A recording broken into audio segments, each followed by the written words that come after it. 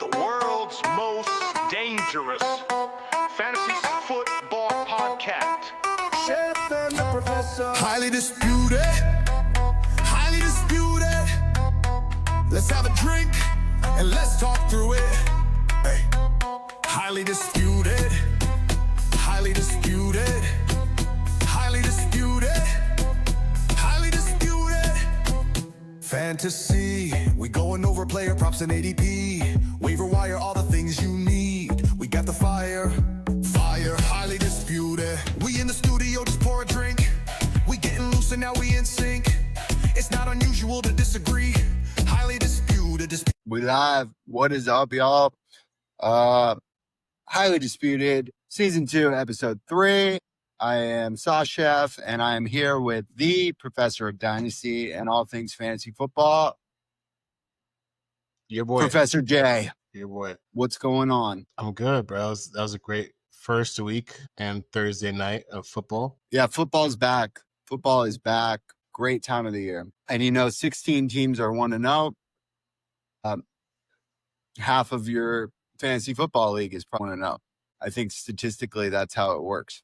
This week, we're going to start to notice patterns occurring and seeing who's legit and who's not, because there are a lot of week 1 anomalies. I think people have a tendency to overreact during week 1, but by the time playoffs roll around, this is going to be all but forgotten. So let's see who's here to stay and who could be just flash in the pan. Dynasty's a long game. You got to play all season. Long game. We're here to talk some redraft too, though. So yeah, but still, it's a long season. A lot of people, if they start to fall early, they won't get as competitive on waivers. So keep grinding and keep playing. Really quick shout out before we get into the appetizers. Shout out to our guys at Fourth Down Productions for coming out with an episode. What'd you think, Professor? You listened to it? I listened to part of it. Definitely. You listened to part of it, huh? I have not listened to all of it. I listened to part of it. The first. How far did you get? Let's say first half. First half? Yeah. Took it to halftime. Shout out to those guys. Clearly, felt like a little bit more entertaining at the beginning. I think I caught a new theme song in there. There was no words. It's not, Yeah. Definitely like a different, more prolonged opening, if you will. But Drew kind of. Let's just say, I thought it was crisp. I thought it was very professional. I felt like I was at a board meeting, a quarterly board meeting. Like I said, congratulations on getting some material out there, and they're a big inspiration for us. One thing, I could tell they didn't watch the full tape of the Atlanta-Tampa Bay game because to say Bijan Robinson looked fantastic. He had 2 big splash plays on a undrafted rookie, second middle linebacker in Todd Bowles' scheme on his first, who got better during the game. So, okay. He had two highlight plays, but rest of the game, nothing really. And then also they said when Bryce Young did well last year, he was playing against a bad Tampa team twice. It's like we've won the division four times in a row. We got a good defense. We're not a bad team. Cut that shit out. Put some respect on the Buccaneers if you love Baker Mayfield so much, Drew. And also still having me ranked as 7th. When I'm 3rd in the league, come on. At this point, we don't do rankings.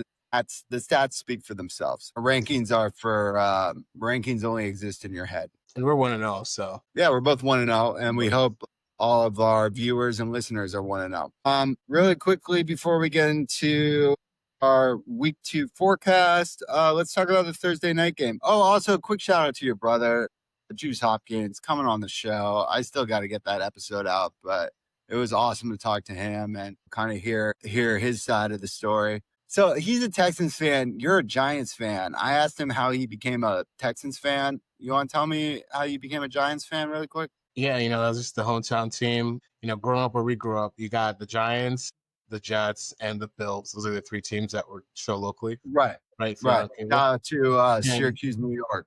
Yeah, shout out to the town. But We like orange around here. We're yeah, big orange. Yeah, go orange. shout out to the Qs. Go balls. Go But Bucks. Go the Qs. Bills were just at the time they were horrible. It was like Yeah. Sanders, not Emmanuel Sanders, but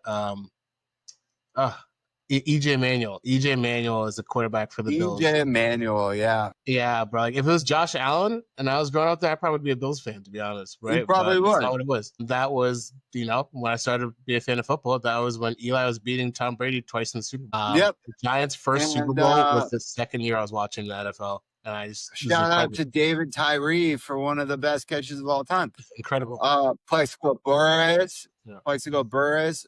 Michael Strahan. Growing up, I love Rondé Barber. Like Rondé Barber, all time great. Shut down the vet with a pick six, sent us to the Super Bowl. Fucking awesome. Tiki. You like Tiki? I think Tiki. I like Tiki, but I didn't really see a lot of Tiki because, again, like when I became a fan, my first Super Bowl was the Jerome Bettis Steelers Super Bowl. Okay. So that was probably like, maybe Eli's rookie year or a year before Eli was in the league. Like, I think it was his rookie year. So it's like I saw like a year or two of Tiki and he's really good. And I was like curious why he quit so early. He was like trying to think of a comparable player that would quit now. Maybe like where like Alvin Kamara I don't want to compare him. Yeah, I don't want to compare him, but I want people to know like when he quit. I would say he probably had as much juice left in the tank, like an Alvin Kamara. Like he probably definitely had like another 2 or 3 seasons of like right. It'd be like if Alvin and Kamara quit this year. Yeah, or like I would say even last year because I think he's 30 now. Tiki quit when he was 30, but yeah. Long story short, that's how I became a Giants fan. But I think Tiki really embraced. We talked about being a Giant and how maybe Daniel Jones struggled with that. It's like Tiki had the media career lined up. He felt kind of disrespected by the organization. And I feel like running backs feel that way. And he kind of has the opposite. He was smart to do what he did. Hey, looking back at it, smart. Football media has exploded. It was nowhere near what it is then what it is now. And he still has a career. He's still in the airways. He's still in the airways. Good for him. Good for him. Shout out to the Barber brothers. Yeah, I mean, I remember growing up watching Tony Dungy kind of turn Tampa around, and that's what made me love football. And that defense, Warren Sapp, Simeon Rice, Booger McFarland, who, he came on, got flamed on ESPN for the Booger Mobile or whatever, but he's still around. He was a great DT right next to Warren Sapp because, all you got to do is take your man and chip on a double team, and Simeon Rice is just a dog. Like he would, I've never seen anybody in a stance like him. When he came off the ball, he would watch tape of like cheetahs ripping up antelopes. And then Derek Brooks at middle linebacker, just fucking all pro, Hall of Famer, laid the Florida State, like Seminole, just laid the wood fucking. And then John Lynch, who went on to the Broncos and is now killing it as the general manager in San Francisco. And he would fucking hit people. And then Rondé on the outside, who was just a smart dude who would know your route better than the receiver. He'd make his breaks and pick six. Rondé was cold. Rondé was cold. Rondé's in the Hall of Fame. Tiki's not. Yeah, well, there's a reason. Nobody else has 20 sacks, 20 picks. Yeah, nobody. It's crazy. But enough nostalgia. Let's talk to the present and the future. Really quick about the present. Thursday night game. Packers look really good. Packers are great. Redraft cats. If you didn't draft them like your boy did in his redraft league, go get the Packers D if it's still out there. Right. This is what I'm going to say to listeners without giving away any of my moves. Go look at Green Bay's offensive depth chart. Because there's a good chance some of these wide receivers are not rostered. Some of their running backs not named Josh Jacobs are not rostered. And those guys are going to have value. So go look at the percentage of snaps played by Green Bay wide receivers and who Josh Jacobs' backup is. And if those guys are available, go get them. Because that offense looks elite. I don't know how they're not favorite. The defense looks elite. I bet they are betting favorites right now, maybe behind the Bills for Super Bowl champion. Oh no, they're in front of the Bills they're probably favorite because of the defense. Plus everything you just said over having to make my moves because with what you just said. But the big thing I would say with the Packers game, Jaden Reed, I believe a fractured Jaden Reed got hurt. Collarbone. He's going to be out about 8 weeks. So yeah, +1 everything. They extended Christian Watson, who's rehabbing. Yeah, and which I thought that's the kind of shit that puts them above the Cowboys in turn. Good organizations extend players early, and when their value is at when their value, if Christian Watson comes back next year and has a great year, this is going to look like a bargain for them. And they obviously believe in his talent, and they're not in a hurry to, they can win without him. Conference futures, Super Bowl 60. The Bills are still favored at +550. Green Bay is +650. Baltimore +650. Green Bay and the Eagles 4. I don't know how +650 for the Packers to win it. Like, put that. This is not gambling advice. Free money. This is not gambling advice. This is not legal advice. But from what I've seen from the Packers, that +650 seems like a giveaway. We talked about Jerry Jones sending Micah Parsons to Green Bay. I thought the way he handled that was totally unprofessional. Jerry Jones, not Micah Parsons. I think Micah Parsons is 100% professional, and he showed that on the field. He's shown that to the Green Bay Packers. Trying to do a deal without an agent present for a generational, that is disrespectful to that young man, and shame on you. You shouldn't be allowed to be an owner and a general manager, because it's not fair to your fans, because the other teams are fucking with you, and it's not fair for your players too, because they got to go down and they're at a disadvantage. But yeah, that defense, I want to talk about this too. If you're on the fence about guys and you see they're playing Green Bay, bench them. Because that looks like a defense you have to account for in fantasy. I'm talking about Buccaneers greats. You remember when the Ravens, you were playing the Ravens or Denver some years. You got to account for the other side of the ball in fantasy and matchups. So don't think your guys are matchup proofs, because there's some fantastic athletes on the other side of the field that are making a lot of money too. And let's talk about it, because I started, my QB1 in all formats, and I have a lot. Of course, but I would never. You never bench Jaden Daniels. I wouldn't bench Jaden. To your point, it looked like you should have benched him for 3 quarters. So let me talk about Jaden Daniels, and let me just talk about playing the Packers D real quick. Please. I also started Zach Ertz. They have an elite pass rush, right? So even teams like Washington that want to chuck it downfield to Scary Terry, etc., right? With a good deep pass like Jaden Daniels, explosive plays. They didn't adjust until the second half, but I anticipated they had zero explosives. Right, I anticipated they were just like, we just gotta check it down to Ertz. He was open every single play, for 10 yards. But it's that's the game they should have been playing, but they didn't. So teams are going to adjust because Micah Parsons is so elite. It's going to be quick passes and runs. Right, so that's what they did in Dallas. I don't see them you're not going to beat a team with Zach Ertz for 6 yards. It's great for fantasy. Obviously, they want to get the ball to Terry. They want to get the ball to Debo. Well, they want, but Debo does. Explosive. Debo. So they really should have featured Debo and Ertz earlier, in my opinion. Maybe they could have won. And yes, Ertz is 34. But if you have a Trey McBride, Brock Bowers, right, a younger version but still a tight end who can 10, 15, you can dump it off quick. You can win a game. What's going on with your Ben Sinnott? Ben Sinnott.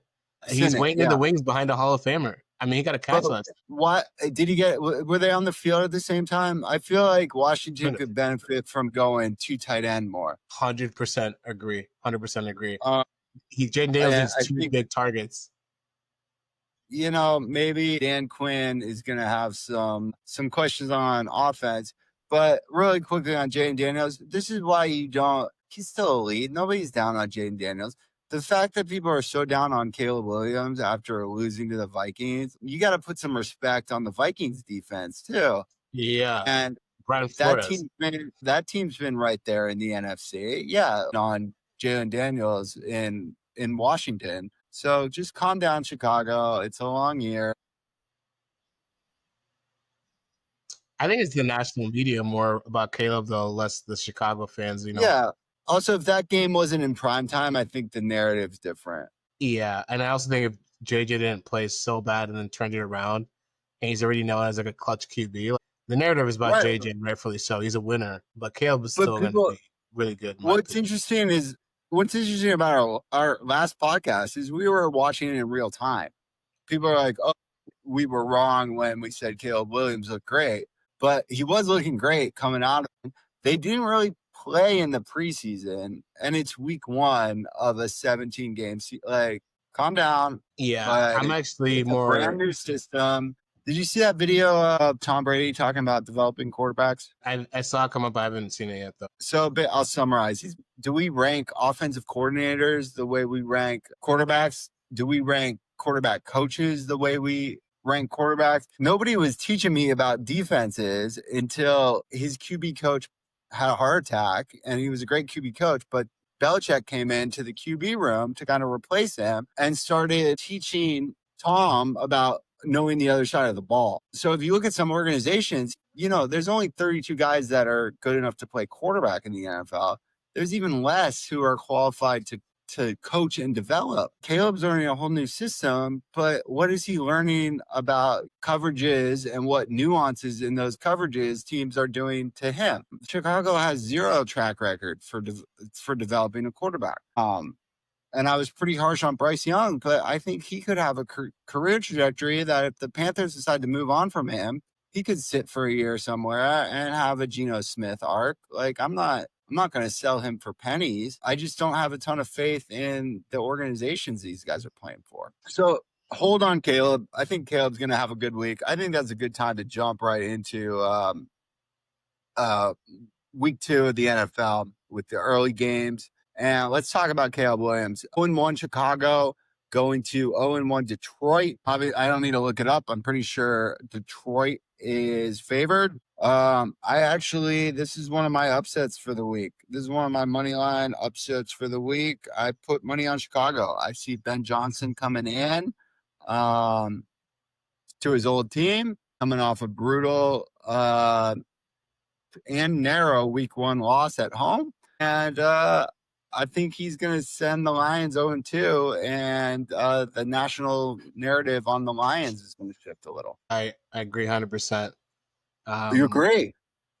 I think it kind of depends how selfish was Ben Johnson his last year in Detroit, meaning that did he have some plays that he had in the book that he didn't shell out with the Detroit offense and was like, hey, this is going to be unknown to the NFL. I'm going to break this out when Caleb's ready in a big game. And the other part is he knows Detroit's defense really well. I mean, yeah, it changed because Aaron Glenn left, but he knows the system and the players, at least, like positionally where they're going to be for the most part.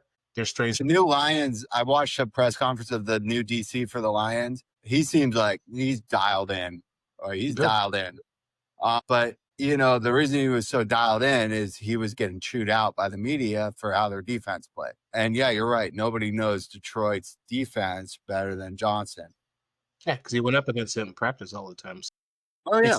Yeah, and like I said, it really just depends how selfish he was because they went up against him, but they went up against him with different players. He has different players, and the system's going to be a little bit different because of the different players. But if I had to guess, he has like his head coaching package of plays that the NFL hasn't seen yet. Like, I mean, if you think you're in the hiring circuit to be a head coach for 2 years, you gotta have, something in like the, under the sleeve, couple plays, right? So if it's a close game, I see Chicago taking it. I do. Yeah, I mean, I was looking for the odds, but I can't find them right now. I'm pretty sure the Lions are obviously. I think the Lions are favored, but I think we're going to see Ben Johnson take this. So let's do a little start sit. We'll start with the Bears. Who do you think is going to have a really good game for the Bears offense? I'm going Caleb Williams. I'm going Caleb Williams, and my sleeper is Cole Kmet. Cole Kmet's still tight end 1 in that offense right now. He had a pretty insane catch, one-handed catch for his only catch. But Caleb missed him a couple times, and he was wide open. I'm putting him in. I'm not great at tight end, but I think you know, he's flashed in the past, and DJ Moore's beat up. Obviously, Roma Tuesday is their number one, but I don't see him as a game wrecker going against Detroit. I thought DeAndre Swift would look better than he did with like zero competition. So my starts would be Williams and Kmet. My sits are going to be Swift and Moore. Okay. So on the Chicago side, depends what you have at QB, but I don't. Caleb Williams is not a top 12 start for me this week. So if you're in a one league, right, I wouldn't start him. And if you don't have another top 12 to 15 QB, I probably wouldn't start him. I agree. I'm just saying in terms of Bears offense, I think Bears offense. Okay, so who's playable? Who's playable? Caleb's playable. I don't think. No, who are your starts though? I'm putting him as a start. Who do you think is going to start? Yeah, that's right. Top 15, top 12 is a starter. He's top 12. So he's a starter. Caleb is. Rome is a sit for me. Honestly, all of Chicago's wide receiver / tight ends are sits until the volume is leveled out. It's still a little bit too kind of week to week for me. Even like quarter to quarter, it kind of seemed like, you know, DJ Moore was the guy. Then it seemed like Rome was the guy. Colston Loveland is a sit until further notice. I actually am going to start DeAndre Swift. Okay. I listened to Ben Johnson's breakdown, and he said that the run game wasn't established. It was pretty poor, whether it was the backs or if it was the line. But then he put it on himself as well and saying that he didn't really call the game well, but especially the run game, he didn't feel like he was in a rhythm. And I kind of agree. I think in certain situations where they should have passed, they ran. Like it was kind of one of those situations where they ran just to run to try to establish the run. It wasn't like fluid. It seemed very forced. It was forced. Yeah, and like I don't know why a lot of teams do that. They're like, you just have to ram it down so like you know we can run the ball. And it's like I don't know if that's how you do it with certain teams. Like Caleb's a young quarterback. He needs a really reliable run game, you know. I would like to see Ben Johnson call less passes on first down and more handoffs on first down. Because it feels like he was calling passes on first down, then he tried to run it on second down, and then he's in third and long. Mm-hmm. And that's low percentage for Caleb. Caleb needs third and short. Ideally, he needs second and short and doesn't even need to get to third down. But like I think with DeAndre Swift, you got to put him in space. So find ways to either get pitches, do some zone running scheme, get some high percentage passes to him. But I think he needs to be played in space rather than up the middle. And I think they're lacking that up the middle guy. I don't think Manungai is that dude. Maybe Roshan Johnson can be that dude, but he hasn't shown his ability to stay on the field. I think they wrap up Chicago. I think they have to establish the runs, and I think they're going to win, as do you. There's going to be a period of time where they're going to try to put the game away and, like, you know, give it to Swift. Well, and Swift is playing his old team, too, you know, a little revenge game. They can lose, and I won't be surprised. I'm still calling them an upset. It is upset. The Lions, I'm not going to just burn all of the Lions' history of being in NFC championship games and like being very competitive in the division and the conference, but I have them as an upset, and I think they bounce back a bit. It helps that this game is at one. They lost both their coordinators. That's a huge change. Huge change. Also, I think Goff isn't that good. All right. Let's talk start sits really quickly for Lions. Let's just do one for each. I'll do obviously I don't think you can. Gibbs is a start, obviously. Gibbs is a start. I don't see this being a big Laporta game. I could be wrong about this. The Lions lean on Laporta I think this is going to be a vertical passing game for the Lions. I think Jameson might be a good play. I feel like Amon-Ra will have a lot of balls. It just feels like a wide receiver and Gibbs game to me. Let's move on. There's a lot of football. Let's go to your Giants versus the Cowboys, both 0-1. Games in Dallas. I'd love to have the Giants as a upset, but I just don't. Cowboys look good against Philadelphia. I think they go to 1-1 and stay right in the middle of the pack where they belong. And I think the sooner the Giants move on to their rookie and maybe get a new head coach, the better shape they'll be in. And Malik Neighbors and Tyrone Tracy will be in. Thoughts? It's a division game, so it's going to be ugly. It's going to be ugly. Maybe ugly both sides. But honestly, it could be pretty for the Cowboys, though. This could be a pretty game for the Cowboys. yeah, but not for fantasy purposes, right? It's like if it's actually pretty for the Cowboys, then it kind of neutralizes the pass rush, which is our best, defense on the Giants pretty quickly. If we're down 14-0, you can't just rush the passer each time because it opens up lanes for the running back and they could be running because they're out, right? So I think, and if that's the case, I could see Dak being sat when it's 21-0, with 2 minutes left in the third. And then it's like, is that really great for fantasy when, his day's done early? And I honestly, like, outside of Malik Neighbors, I think you got to sit everybody on the Giants. Yeah. We have to do a start for the Giants, so your start can be Malik Neighbors, which is kind of obvious. But yeah, I might start Tyrone Tracy, even though Jerry Jones publicly admitted the Cowboys suck against the run. I don't think they got much better against the run. Well, they got a Pro Bowl deep tackle, so yeah, but like whatever, they were still getting gashed on the ground against Philly. Like I don't think Packers still looked fine against the run. I don't think they were one player away about getting better at the run. Yeah, you're right. And you just self-identified a weakness to opponents, which is, that's one thing I want to mention really quick because I think this is good for podcasts. Football is it's a war game, and there's a history and there's a philosophy behind war. And you go back, the art of war, it's like, why would you even say that? It's like, don't ever even project, like you just projected a insecurity and a weakness to your opponent. So don't do that. Like what? History often repeats itself. People texting me about 49ers players getting injured. For whatever reason, every year, the 49ers get injured. I don't know what Kyle Shanahan did in the shadows and what curses he might have brought upon himself. But, and shout out to my boy McCaffrey because I hope he stays healthy. And also a quick shout out to Austin Eckler, who may have played his last down in football. Dude was an OG, fantasy stud. I'm glad I started him, even though he put 3.9 up, because that might be the only time I get to start him this season. So thanks you're an OG, dude. You're a beast. I thought he was getting a lot of check downs and stuff, ruptured his Achilles. He's on the wrong side of 30. He might hang it up, but he was RB1 for a little bit. So he was. He was explosive. I don't think he should have been, but he was. Yeah. Anyways, let's stay on task here. Cowboys, so you're gonna start sitting. Dallas, I'm sitting Jake Ferguson. I am starting Javonte Williams. Oof, that's a good start. Honestly, I'm gonna sit Dak until I see more. Again, like I said, game script wise, if they go up 14-0 and there's like a running TD and he passes for one, he's making it early pretty quick. So I'm sitting Dak and starting Giants defense. Honestly, I would start Jake Ferguson.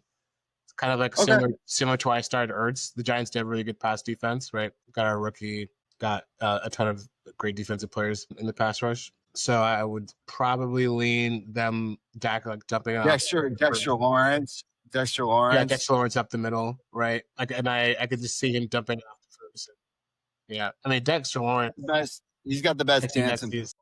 He's got the best dance. I love it when the big guys dance. All right, so you're starting Ferguson. Are the Giants cornerbacks any good? Saying Dak. That's not the strength of the defense. It's definitely the pass rush and Dexter Lawrence up the middle. So you think they'll be getting out to him? So I could be wrong about that. And our middle linebacker, Micah McFadden, injured himself last week. I don't think he's back. So there's going to be like a whole. He injured himself.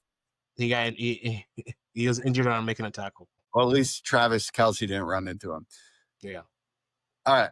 Let's go in a surprising. So we just talked about 4-0-1 teams. Let's talk about some 1-0 teams. Jacksonville and Cincinnati. At Cincinnati, I think Cincinnati takes this. I think Jacksonville just played a terrible Panthers team, and I think Cincinnati they had a slow start the last year. I think they're for real. I think they're going to come out of the gate. They eked out a win against the Browns. I think they're going to have a statement win against Jacksonville. I'm firing up Jamar Chase. I think big old like he's gonna show you who he is. Joe Burrow will show you how he is. If you want to sit, I don't think T. Higgins is gonna have a game. I think this is just Jamar Chase dominates Jacksonville game. I don't think Chase Brown's gonna have a big game. I think this is gonna be a Burrow Chase fest. So this one is tough for me. I would say I'm definitely going to start. I'll start Brenton Strange on the Jack side. Okay. And then I'd honestly bench T-Law. I'm just still not entirely sure what's going on there. I would bench Trevor Lawrence until further notice. Yeah. And I would drop him in one QB. There it is.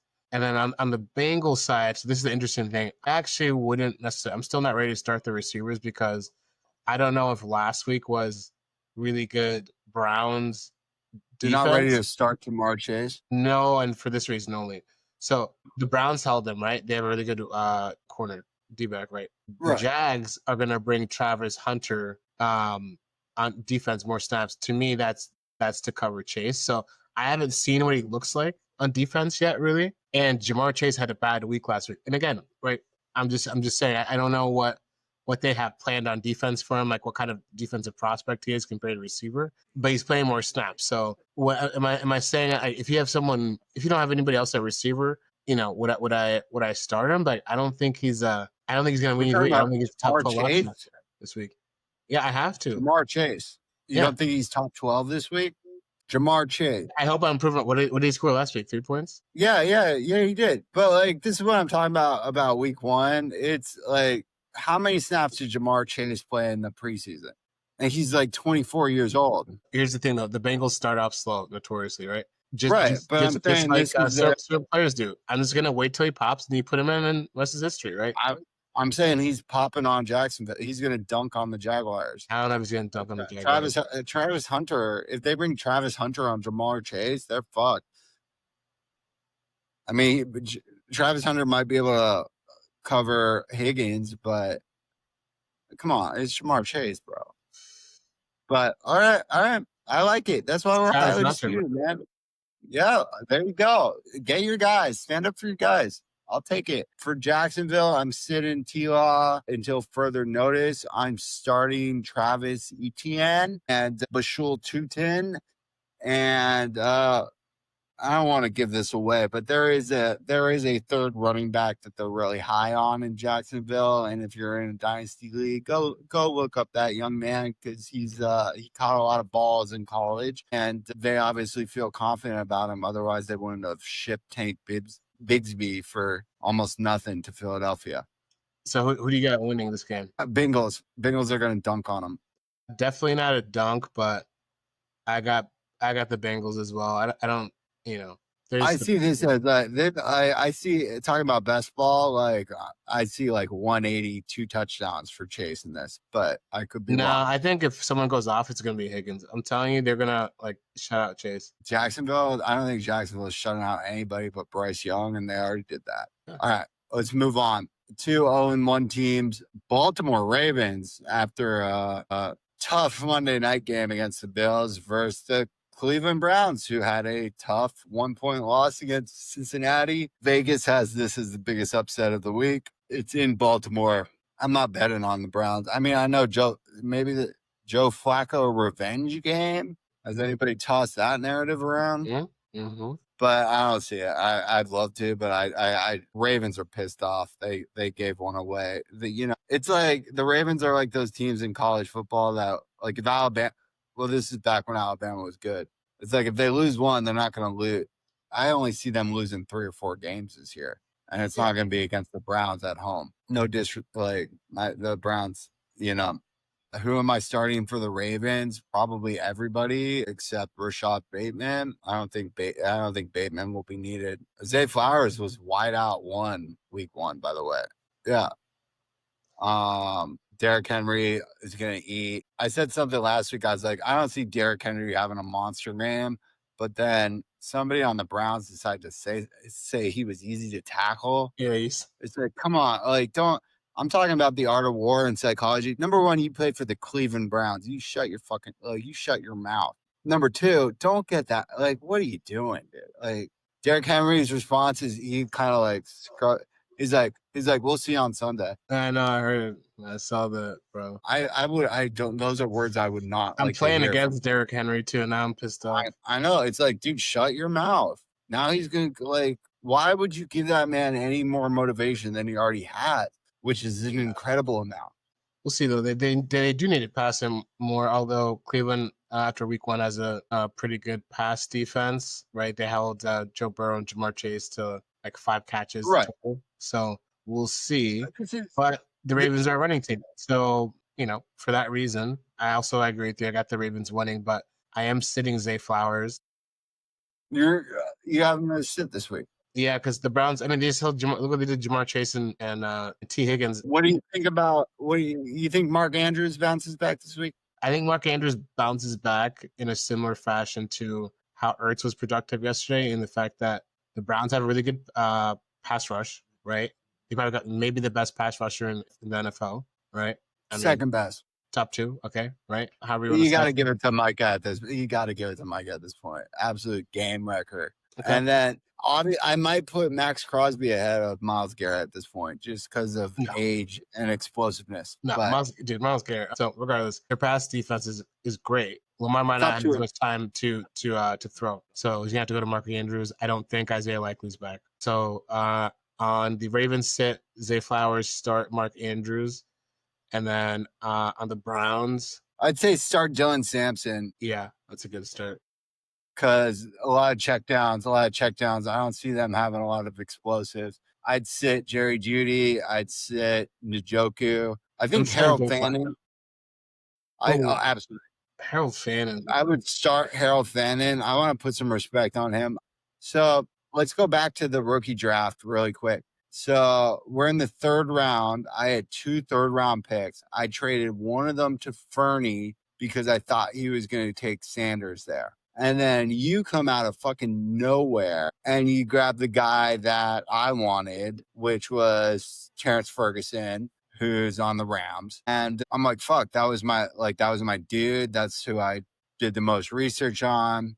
And then Spencer's right behind me. But the guy I was like, Harold Fannin is the most productive tight end in college football history. He was offensive player number 1. And yeah, he played for a small school. As a pure athlete, I ended up going Elijah Arroyo, who had, he looked great in Miami, but I wanted to snipe Spencer's guy because I knew, he's a Seahawk. He might have trade value in this league. But I should have just gone and gotten my guy. Oh my God, you should have gotten your guy. That's why you drafted Arroyo? I did. I outsmarted myself. And now I'm sending trade offers to Spencer trying to get Harold Fannin. But no, I had him circled. I had offensive weapon. Dude's going to be a stud. If you got to start anybody from the Browns, start him, start Sampson. Yeah, I'm starting Fannin. I don't think Cedric Tillman, I don't think Jerry Jeudy are really going to do anything. I don't think Joe Flacco is going to dunk on the Ravens. Let's move on. That's enough of these guys. Miami, New England, both no wins. It's at Miami. I could not care less about this game. I'm not sold on either one of these teams. I see Patriots winning because they have Vrabel, and I think Drake May, even though I just haven't really, I've watched 0 tape of him. I do not care about the Patriots.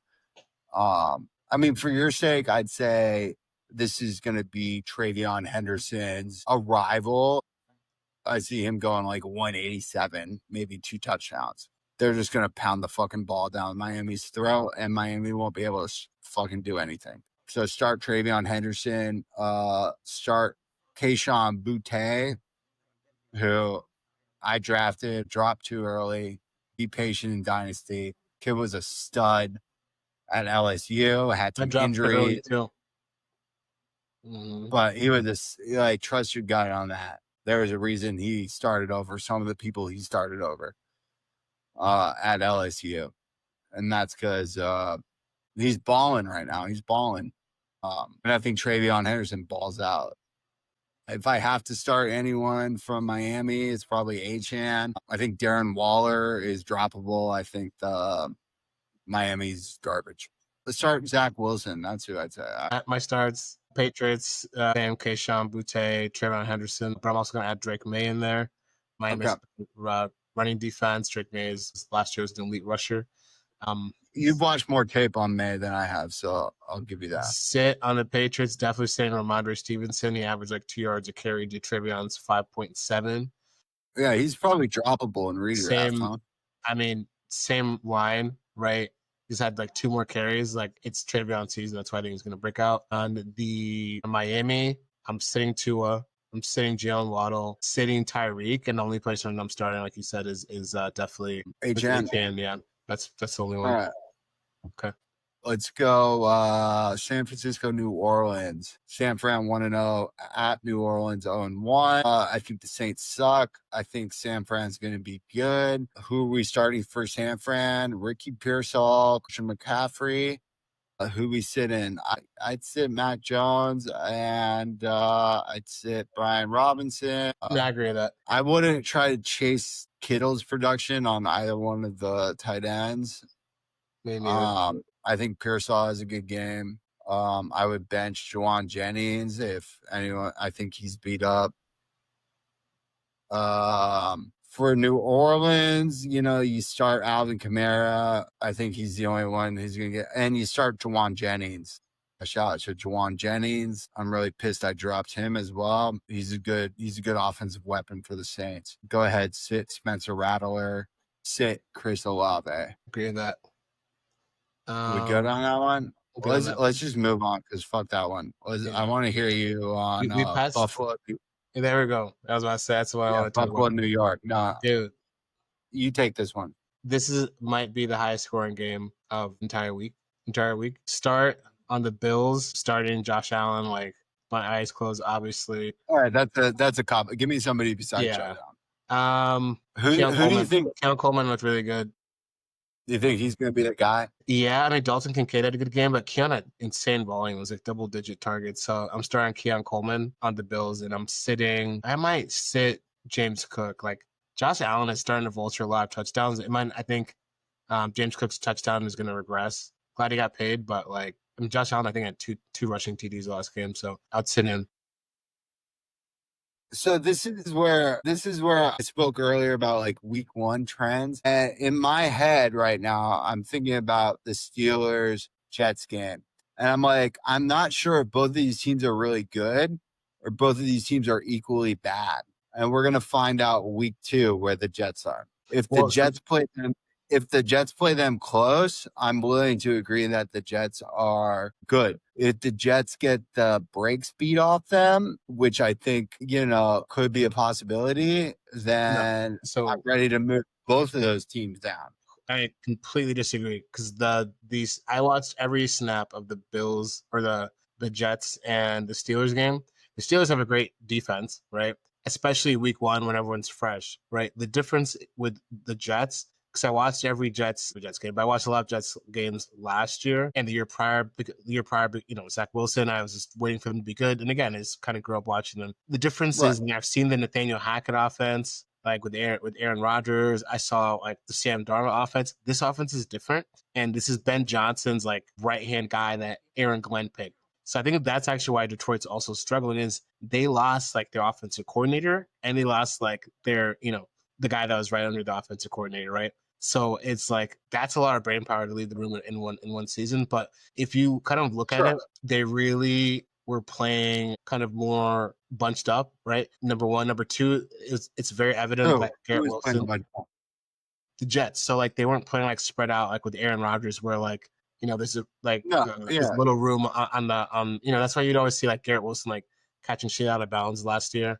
Or whatever, they just had him too wide out, right? He's kind of on his own little, right. But you can do crossers. There's just more room to the outside. Even Justin Fields, when he kind of does the bootleg, he can kind of kick it outside. He beat a bunch of people outside of the sticks for a first down. But I would say for me, it just looked different. Garrett Wilson and Fields have the chemistry. They didn't really use the tight ends. He has a lot of chemistry with Jeremy Ruckert, who had caught a couple passes in the middle. He just looks more comfortable, more confident. The line looks better for the Jets. It was a great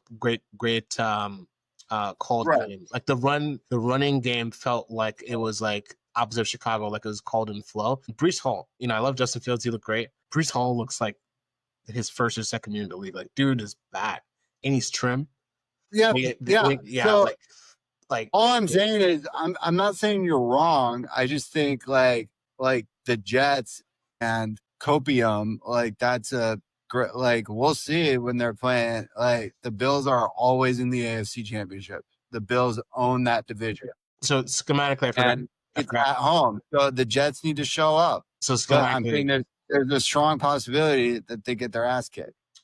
I disagree. And schematically, the Jets and the Ravens run a similar type of offense now.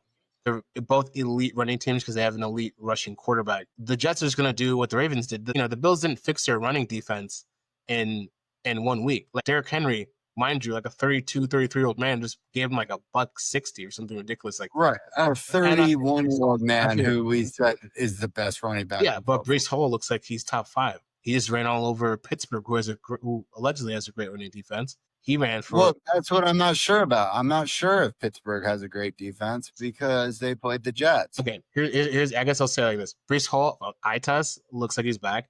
Justin Fields looks fresh. It's very difficult to stop both of them. I'm just saying we'll find out. We'll find out this week. You know what?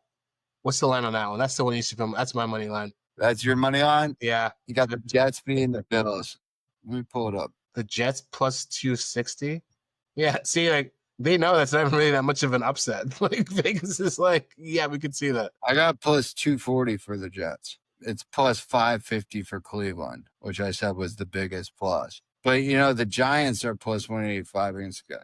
Whatever. We'll see. I'm just saying this is. We're either gonna find out if week 1 was an anomaly or this is who they are. Wait, and I'm not saying they need to win the game. I'm saying they need to like. That's fair. Obviously, yeah, they don't want to start 0-2, but if they stay competitive, Breece Hall is a top 5 RB this week. Start Garrett Wilson. Garrett Wilson to me is top 7-ish receiver this week. Start Justin Fields, top 5 QB this week. I'm starting the whole gauntlet easy with my eyes closed. Sit. All right. I mean, Jeremy Rucker, Mason Taylor. That's about it. Yeah. All right. Josh Reynolds. Is Josh Reynolds doing anything? No. Yeah, sit Josh Reynolds. Don't even just drop Josh Reynolds. For the Bill, I would say start Joshua Palmer. I think he's kind of underrated. I think he's going to have a nice game. I think Kincaid is going to be a receiving. He's going to be like the wide receiver 2 in this offense. I think he has a good game. I'm not going to say start Josh Allen because you should always start Josh Allen. You're right. I don't see this being a running game for the Bills. I could see Breece Hall having a nice game. But we'll see. All right, that's enough on them. Let's go. Let's go to Seahawks.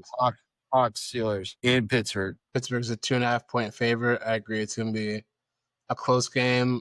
I think it's going to be an ugly game because I saw what the Seahawks looked like last week against the Niners, and the Steelers kind of played like they kind of want to play that type of game. I think Tom probably going to chill out the defense for the Jets game. So on the Seahawks side, I'm going to start JSN and Zach Charbonnet. And what do you think about? Let's chime in on that running back situation. Charbonnet is probably RB1 right now. Yeah. Yeah, he's just more efficient. Kind of looks like It's safe to say that Kenneth Walker III is RB2 based on snap count. I mean, Kenneth Walker III might be the 3rd running back I'm playing. I mean, he does not look good. I think it was 2 yards a carry last week. So yeah, and sometimes you got to know ball. Running backs can flash in the pan. So shout out Kenneth Walker, shout out Damian Pierce. I'm saying everybody else though. Okay, so this is one of my upsets. I see, like I said about the previous game, I think both of those teams benefited from being not as great as the scoreboard reflected. I think Aaron Rodgers comes back to reality against a pretty good Seahawks defense.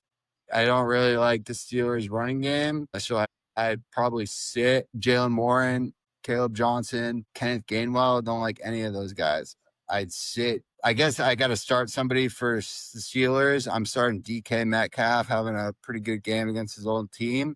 But I think Sam Darnold and crew come in to Pittsburgh and both teams come out of there 1-1 because I think Seattle is the younger, better team. Yeah. I also got the Hawks. Oh, you do? Yeah, I don't see them Cool. starting 0-2 in this. That's the consensus because Vegas has the Steelers. Yeah, by 2.5 Okay. points. Pretty much even. Yeah, it's not fun. But yeah, I'm really not starting anybody on the Steelers. Like I said, it was just like an ugly game. Maybe I think Calvin Austin. I like Calvin Austin. You know what? I agree with you. I'll do DK. Revenge game. That's about it. The Steelers are plus, or actually, no, I'm sorry. Yeah, Pittsburgh's -2. Oh, I'm all stoned now. Yeah, Seahawks are plus 150. All right, never mind. Okay. Steelers are favorite. You know, Seahawks and Steelers, they just phonetically, they sound very similar to me. Okay. Because they both start with S. Anyways, let's go. LA versus Tennessee. LA Rams. Anything? You know what? I probably won't even watch this game. Yeah, me too. Quick shout to Elic Mayor, rookie starting. His coach had a really dumb non-challenge for a touchdown that he should have had. I think Cam Ward's looking like, come on, it's in 1 week. He's a rookie starting his first game. Like, give Cam Ward some love, everybody. Elic Mayor is my start for Tennessee. My start for Los Angeles Rams is friggin' Puka Nacua. Like, dude's a dog.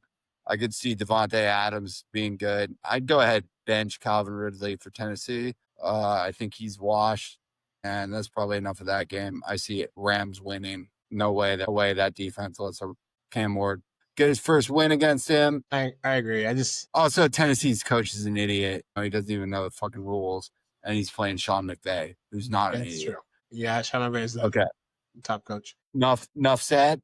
Yeah, enough said. I got the Rams as well. Right. Carolina, Arizona, because I got this as an upset for me, as a battle of the short QBs. I think Bryce Young's got some upset potential. I don't think Arizona's defense is any good. I think this game has shootout potential because both teams kind of suck. And I have Dave Canales and the Panthers upsetting Arizona at home. Go ahead and start Chuba Hubbard.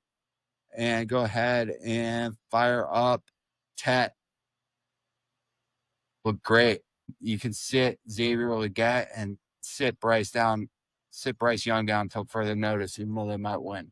Xavier Legette needs to be shut down as well until further notice. Especially when he needs to sit himself down. Maybe I don't think they should have traded. I think they got they got cocky by trading Adam Thielen. I think they didn't know Jalen Coker was gonna be on IR. Like Jalen Coker's that guy. I know, but that was just bad karma because Adam Thielen's a safety net. It more shows like what a pro of like Adam Thielen thought about that organization, and the fact that they didn't have the awareness to kind of like keep him and have that. You know, you're bringing in Hunter Renfrow instead, like. Come on, like give Bryce somebody else besides the kid you just drafted. I got a Cardinals, so I don't agree. I don't think it's an upset. Good. Yeah, I think it's going to be a shootout. I think the Cardinals are going to steamroll them. I think Marv is going to have a huge game. I think can totally see that happening. Actually, in order to be a shootout, the other team has to be able to put up points. I don't see the Panthers being able to put up points or stopping Kyler.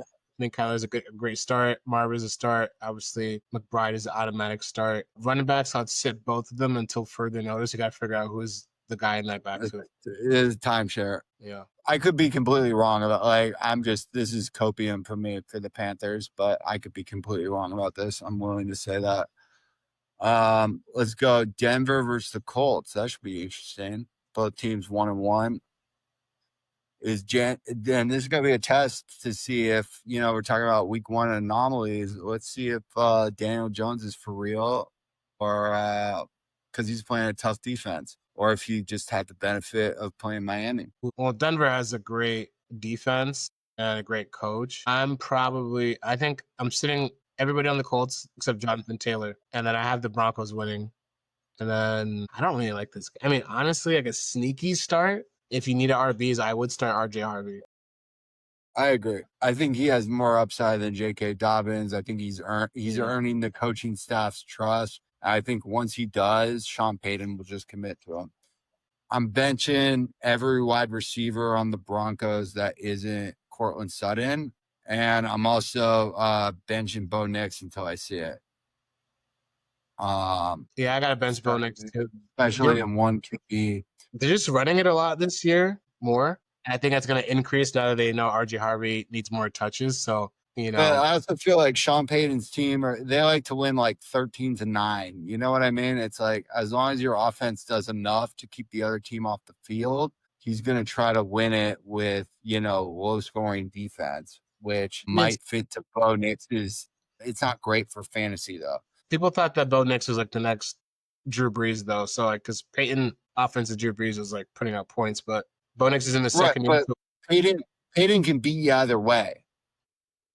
But yeah, he does have a good defensive philosophy too. So if he's going to try to smother you and get 20 points out of offense and hope that's enough, that's going to be his strategy.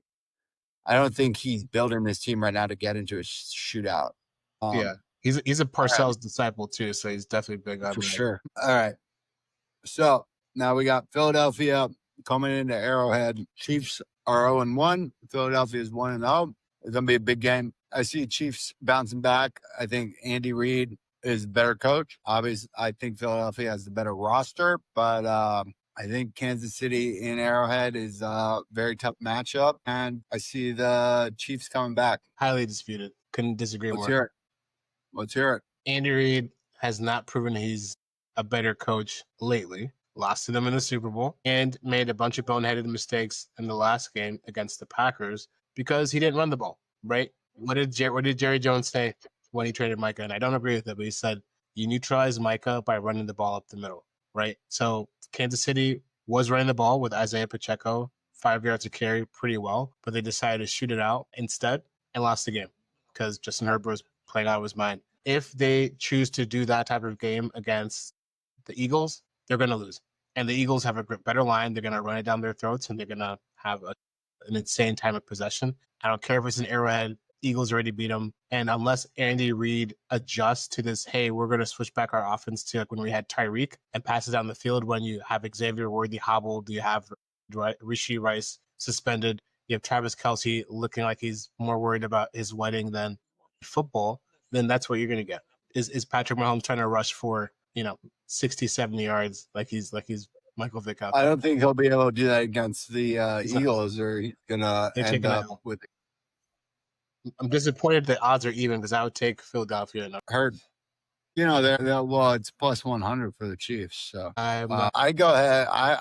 I'm sitting Pachenko and Hunt. I'm sitting Kelce. I would start Hollywood Brown. I think they're going to try to shoot it out. I'd even start Johnny Smith-Schuster and Thornton. I think Thornton's a sleeper if he's available in your league. A former Patriots draft pick. I think he's going to get some snaps for the Chiefs. I think A.J. Brown is going to catch some more balls. I see Devontae Smith having a big game too. I think they're going to try to air it out with Philadelphia, and you might be right. Let's move on to primetime unless you got anything else on that game. I'm starting Saquon Barkley. I actually think they're going to repeat what they did in the Super Bowl, run it down their throats. Okay. Hurts and Saquon for a big. Obviously, start Hurts. I mean, and Saquon should be an auto start. But I would set the receivers actually. Okay, you think Dallas Goedert, is he playing? What's going on? He had a lot of balls. He had a lot of balls last week. I could see him having a better game than the receivers just in the red zone, but I still don't see them trying to air it out. They're going to try to. I think AJ Brown, this is going to be. I just think this is a game where he had one target last week. He's kind of boomer bust. I can see him booming a bit against the Chiefs secondary, especially when people are calling him out. Let's go on to Sunday night. The Falcons are taking on the Vikings in Minnesota. I see Minnesota winning this game. I mean, as much as I think the Falcons are going to be competitive, I don't think they're there yet. We had a really close game. Younghoe Koo missed a field goal. Shout out to him. That might be his last field goal in the NFL. He was a pretty good kicker for fantasy for a while. Or maybe he just needs a new team. But Atlanta cut him after that game. I think the Vikings have a pedigree. I think they've developed the culture. They're at home. That win for JJ McCarthy's only lost 3 football games in his career. I'm not saying Michael Penix is inferior talent. He's got an inferior organization around him. Drake London's good. He's a bit beat up already, but he's not Justin Jefferson, Jordan Addison. And just in terms of starts, I'm firing up Jordan Mason for the Vikings. He looked like the way more explosive, violent runner. They went and paid him what they paid him for a reason. Aaron Jones, is still going to get the passing work, but it looked like when they were running the ball, they wanted Jordan Mason in the game. He was efficient. He's efficient. He runs mad. He can catch it. I think he gets in the end zone. I see Thielen having a better game. He got a 2-point conversion. I think that was his only catch, but him and McCaffrey have chemistry, and I can see Thielen kind of coming back. I think Jefferson has a better game. For Atlanta, I would sit Drake London.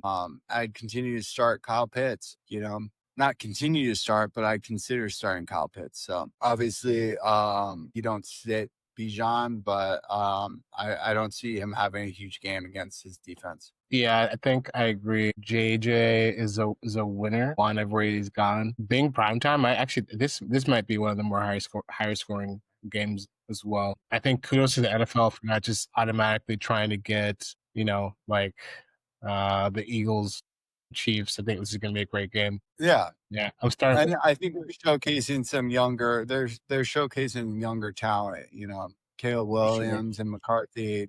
Now it's McCarthy, Penix. I think both of those guys are going to be studs in the league for a long time. I just think the standard in Minnesota is much higher than it is in Atlanta. And the winning culture, especially at home, that's a hard stadium to go in and play in. So let's just keep going then.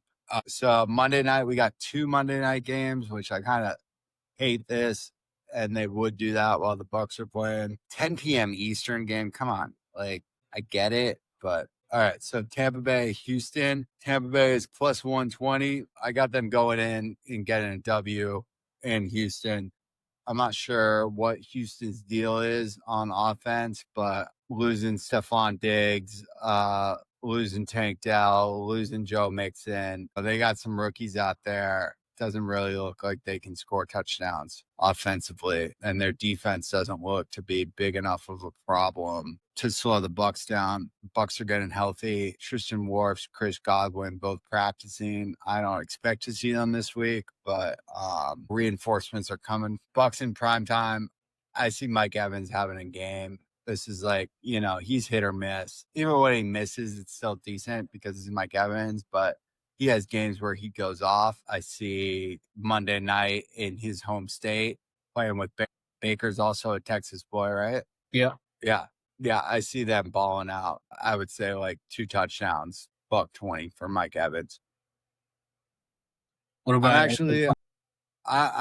I was just about to say, he caught 4 balls, 2 of them for touchdowns. Obviously, I still think he's an elite talent. I don't think he's gonna. I wouldn't expect the same performance from him this week because I see this being a Mike Evans, Bucky Irving kind of let your stars shine on Monday night. I see Kate Auden bounce back in. Sterling Shepard will be involved. I just don't see Mbuka. If you have other options, this might be a game where you could sit him if you can afford to. Yeah, don't disagree there. I'm actually for the Tech. Yeah, I was just gonna say for the Texans, I'm sitting everybody outside Nico Collins. They're still concerning me a little bit. I would agree. I think Nico's a start. Bucks are, we're okay. The thing about the Bucks is we allow chunk plays just because of how aggressive Todd Bowles is on the blitz. So this might be a good Higgins game potentially. We have trouble with rookie wide receivers who we don't have a lot of tape on. But I would go if you're thinking about Nick Chubb, then you have watched Tampa Bay play run defense the last 3 years. All right, so we got Tampa taking the W here. And then there's a second Monday night game. I think this is one of the better rivalries in the NFL. Pete Carroll, Jim Harbaugh. Let's fucking go. These guys hate each other, but I also think there's a deep mutual respect. I love that rivalry. I love it. I'm going with the Raiders at home. Everybody wants to crown the Chargers. I think Pete Carroll's got got Jim's number. I think he does. I think he's Superman's kryptonite to that Michigan man. I go ahead, fire up Geno Smith, fire up Ashton Genty. I was kind of down on him, but it's week 2. He is who he is. Let him go out the Chargers in the face. Obviously you're firing up Justin Herbert. I'd sit Hampton for this one. I'm gonna start QJ, but I'm not really expecting a repeat of last week. I feel more confident with Keenan Allen sliding right back into that role as the number 2 behind Ladd McConkey. I think both of those guys are auto starts until further notice. And then for the Raiders, I think Genty, Smith, Trey Tucker, all going to have good games. We'll see how Brock Bowers is feeling, but obviously you're starting him. For the Raiders, Trey Tucker had a great game, but I think he's a little bit streaky, just like QJ is. And I could see them kind of regressing back to the mean. So this will be an interesting game, but I think Pete Carroll goes ahead and takes it for the Raiders. And that rivalry continues, which I think is great for the game. All right. Well, since we lost the professor here, we're going to go ahead and wrap it up. Yeah, 1-0 Raiders versus 1-0 Chargers. Battle of Los Angeles. The former LA Raiders should have never moved. That's gonna be a great game. I wish it wasn't at 10 o'clock. NFL, what are you doing? Get your shit together here. But thanks so much for supporting the podcast. I'm sure the professor would say the same. We got to get him a new laptop. So go ahead, hit that subscribe button and hit that like button.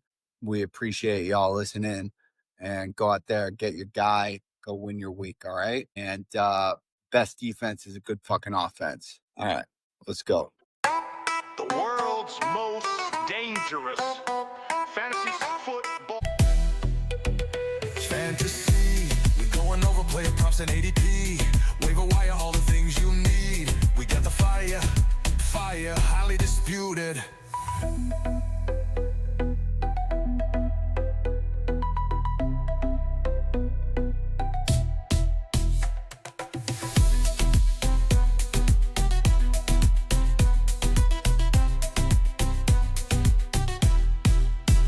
Highly disputed.